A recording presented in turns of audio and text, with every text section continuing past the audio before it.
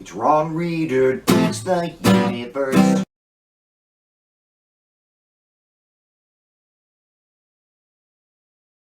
I'm Ron Reader, and this is Ron Reader Digs the Universe, and tonight, who's to blame for global warming?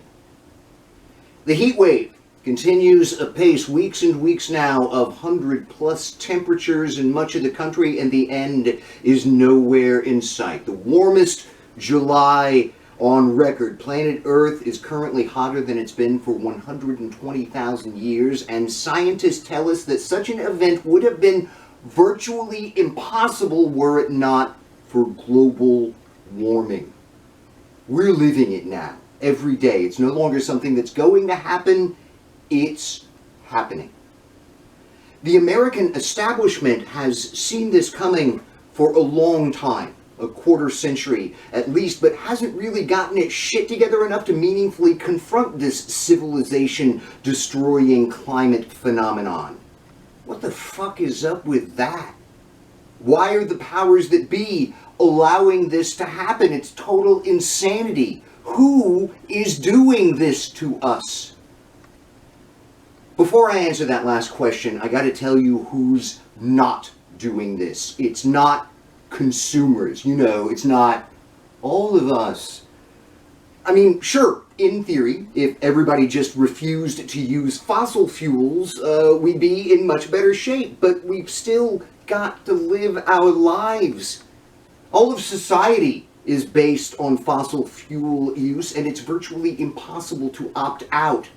You can buy as many green products if you want, if you can afford it, but all those products depend on an oil-based supply chain existing within an oil-based infrastructure. Your conscience purchases aren't even a drop in the bucket. Green consumption? It's just another niche market, and that's all it will ever be. You can't use capitalism to fix capitalism. Individual consumers simply don't have the economic power to affect global warming.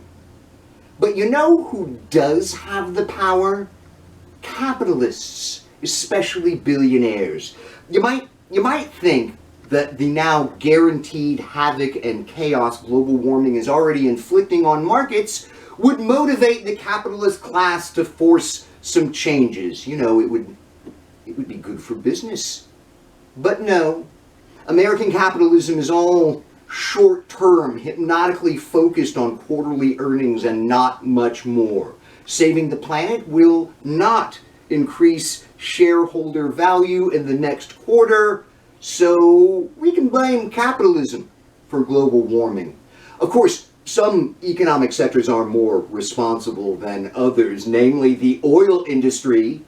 These motherfuckers have fully understood the concept of climate change since at least the 1970s, if not earlier, because their own scientists told them about it.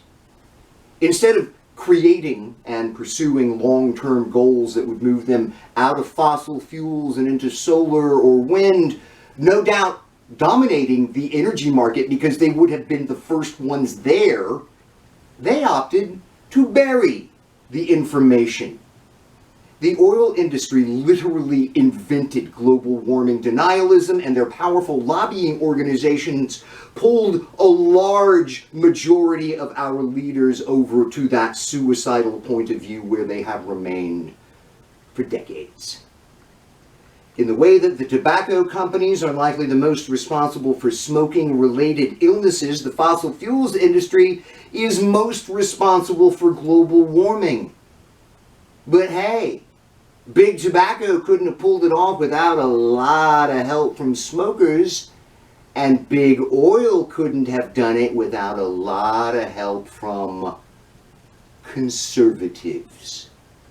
Republican voters could have stopped global warming in its tracks, but just couldn't get past their free market absolutism. Global warming, in this respect, was so extraordinarily offensive to them that they opted to live a lie, so as not to face the consequences of their lunatic stance on economics. They feasted on global warming denial and still do. Rome burns, they fiddle, we die.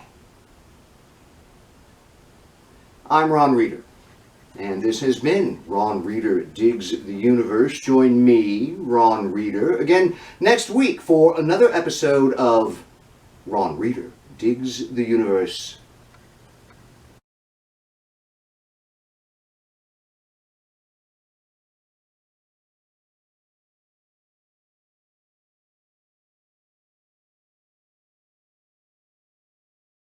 You can't use capitalism to fix capitalism.